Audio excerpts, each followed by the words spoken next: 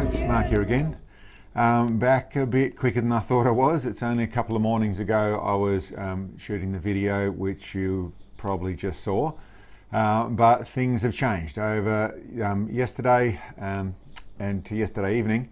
All sorts of stuff had shown up. I suppose to start off with, the submissions for the Firearms Act 2024 review, the submissions for that are open. They are open until the 4th of July, so there's just 3 weeks to work it all out, work out what you want to submit and get it into them. And I encourage you to do that. I encourage you to get your family members to do that. I encourage everyone you possibly can to go through and do that.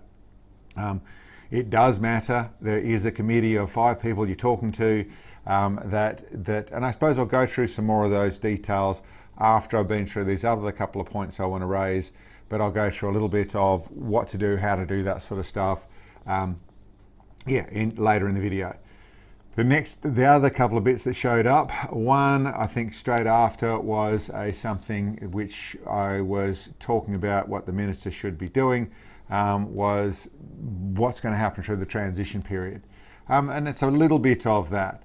It's actually the Firearms Act implementation Q&A form or sheet that has some questions and answers on it, or commonly asked questions answered on it. It doesn't explain exactly the details of what's happening once the first level of the transitional period or transition period is finished. But what it does say is that back to what we started with, where it was a 90-day grace period to sort yourself out. To start off, we thought it was after your license was due. Then it was said by that office that it was going to be from the 31st of March. There was 90 days and then there was no more transition period. But no, it's back to, and what's on this question and answer form is that you get 90 days. For all the people that have already were due their license by the 31st of March, you had 90 days, but then it's from the people who are due in July, you have a 90-day grace period. I put the form down below there. It's a link to a PDF. You'll be able to go into a PDF and see that down there so you can see what that is. And then there's another thing that showed up yesterday as well, which was something that there's no doubt hundreds of these things to show up, something I wasn't aware of and I thought you should be aware of, particularly if you're traveling around the place with firearms on you. There is a law, an act, a regulation right now that if you cross the border with a firearm without notifying the police, that's a $5,000 fine. And if you enter back into the state without notifying the police, that's a $5,000 fine.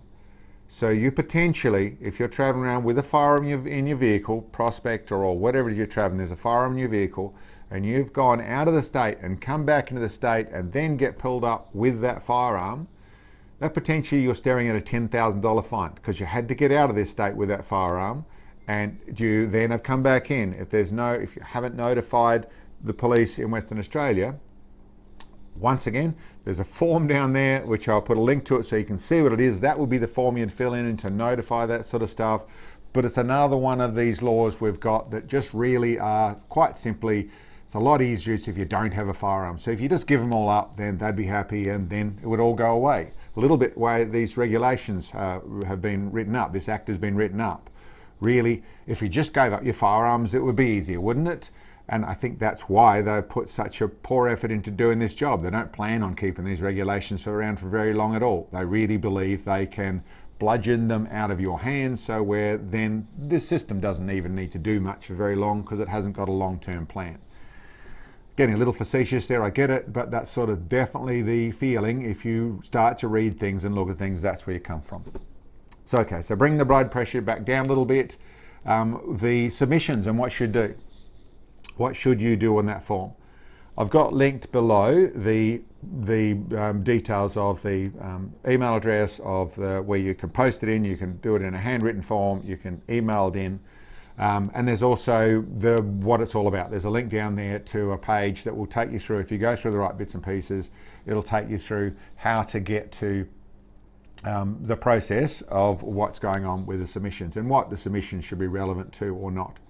What the committee is going to be look at, what provisions they're looking at in the way of what they can view. My thoughts on the review side of things, it is ultimately, or on the whole regulations, ultimately they were written in a poor fashion. They were written in the way of it was undemocratically done. Our government did some shifting the cups around to get to a position where they could even do this. They manipulated the public to convince them there was a reason to do this. And then they managed to get it to where they handed over writing the regulations to the regulators. So the police got to write their own laws. Undemocratic, breaking the oath of parliamentarians to do that process. Lots of terrible things that happened to get to that place. So to have rules that are written like that in such an ambiguous fashion that can be interpreted differently whenever they want to, comes down to always under the provisions of what the police commissioner thinks. It is all very much structured down the road of give up your firearms. So I think to do it in such an undemocratic fashion, the only way to do it is to go right back to the beginning, take it away from the police, put it at a table with all the stakeholders involved, and then write it properly. There is obviously the NFA, the National Firearms Registry, NFR, the registration, or whatever that proper term is, that there is some that already has some pretty big guidelines. Are they perfect? I don't know. They're a lot better than ours, I can tell you that, and that would be a national thing. That sort of makes sense on that level. I'm sure there's problems there as well. I'm sure there's some of the ingredients of trying to remove all the firearms there as well, but that would make a lot more sense. But certainly what we've done is wrong. That really isn't on the table, although when you go into your submissions, what should you be doing? How should you do this? I want to look at this through a logistical sense. If we all write a 20-page essay on all the things that we see as wrong with it, and granted we all could, it is the biggest act, I think, in the way of what they've actually done with all the writing that's in there. It is the most ambiguous in the way it's written. It is very poorly constructed, so you could pick it to pieces and write the encyclopedia about it. But you have 5 people that have to read this, and there is only X amount of time. There's no pin in it, just stop it here and wait for 5 years while they go through and read all we've said. So there isn't any point in being too heavy worded on that side of things. You should be introducing yourself, you should be introducing what you are, firearms, what you do, or not firearms, that side of things. You should be introducing where you're coming from. I think there'd be angle to saying, listen, I appreciate your time and respect your decision or respect what you are doing for us, and I'm going to shorthand this a little bit, bring it down. There's lots of things, but these are particular things that I want to talk about. I think there's probably merit to lawyers or constitutional professors or all people who know a lot. I think they putting a large submission in explaining exactly the details of this were probably relevant. Should we all do that? No. History professors and go through and talk about history and where we're going. Yeah, I think there's relevant things that you should point. I think from 1,000 different angles. That from the people who simply say, I respect your decision, but I'm extremely disgusted with what our government's done because of these few things or because of the process, I think they're all relevant. All things are relevant. Things that I do think we should not be doing. Rude, profanities, that sort of stuff. I get the emotion in the process, but not constructive. Blaming the government, being too emotional about the process, also not constructive. A little bit of it for sure to understand where they're coming from, but they have to try and do something with this. The form letters and the template letters, completely destructive in my opinion. When it turns into a form letter or a obvious thing of where it's been AI slightly manipulated of the same sort of thing you're saying, that can be easily looked at as much as it may all be saying sensible things, it's much more like, well, that's just a group that have organised all sorts of letters in. So it's basically just names. It's just numbers they're just ticking off to get bigger numbers. So that becomes destructive because of that. And to be truthful, because you can't word it exactly rightly, rightly, just like I just did then, exactly correctly, that's actually because they're talking to a real human. These are real humans. These people on this committee are real humans. And because your grammar isn't perfect, doesn't make you lesser than. In some cases, it makes you more than. If your statement is to the point of what you're trying to say, if you are coming with a logical reason of what it is, and I think to reference the fact that there's so many things that you can't even begin to express them all, these are a couple of things that matter to me. I think holding the government to account as a point as to I really rely or need this outcome to be of something of reason, because it does change my attitude of what I thought this state was. I think the reference to the fact of these laws affecting our children and our grandchildren and the future of Australia with this process that's in place, I think are relevant points. And I don't want to feed any more of my thoughts into it, because I could really go on for a long time about it. But definitely get it in there, get the submission in there, write something, start writing up something now, get your missus to read it, get your kids to read it, get them to see what they can work with that, whether it's 2 paragraphs or it's 30 paragraphs. Keep in mind, lots of 30 paragraphs. These people have to read this process. The short time frame is not a negative in trying to get things done. We'd like things done. We'd like to them say, listen, this is an unworkable set of regulations. We need it pushed back another level. That would be the ultimate game of this. That's unrealistic. They can only make recommendations. So picking on your particular point, whether that's your conservation side of it and the devastation of our native wildlife, which means not just firearms people should be getting into this, conservation people should be getting into this. The people who care about the native land. We Europeans brought in these feral animals that are going to devastate this. We Europeans should be able to moderate or control those feral animals. So the government is the one that's taking that away from us. So the government, being Europeans largely as well, should be making the responsible decision.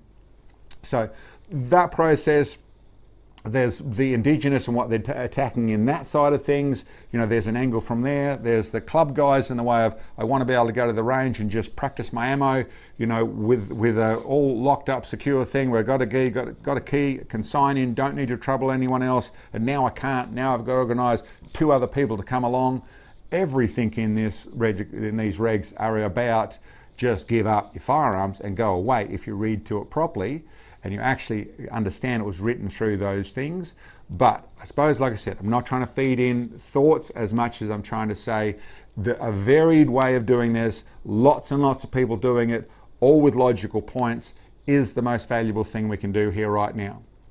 So I think that's it. Get onto it. You know, you do have 3 weeks. I wouldn't leave it till the last moment, but I would start writing this weekend. I would be talking to mates about what they're planning on doing. I'd be trying to construct things, maybe bring some letters and stuff for mates to read at the range so they can get ideas. There is videos out there.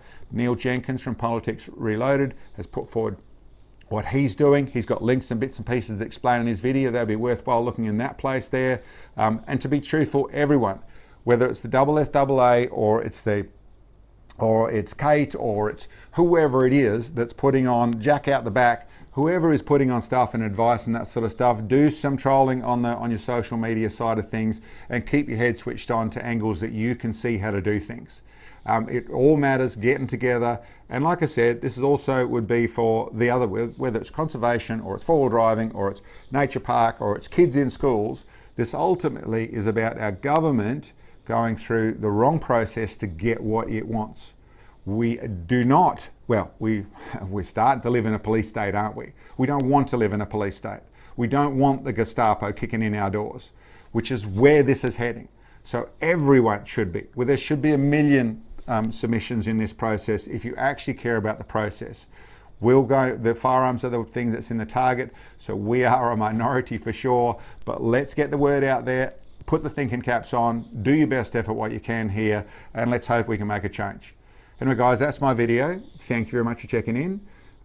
All the links and bits and pieces are below. You put your comments and things below, And keep in mind, I'm after, as I asked the last video, I'm after you guys to put in all the information you can to help me build a chronological record of what this whole process has happened with the propaganda, with the first review 2014 to 2016 right up to now. I'd like those dates. I haven't seen any of them yet. I presume people are putting it together, but I'd really like to see that. I'd like to put it out there as a little bit of us letting the world know what really happened and help that to push this sort of system along as well. Anyway, all that below. Thanks for checking in. I'll catch you next time.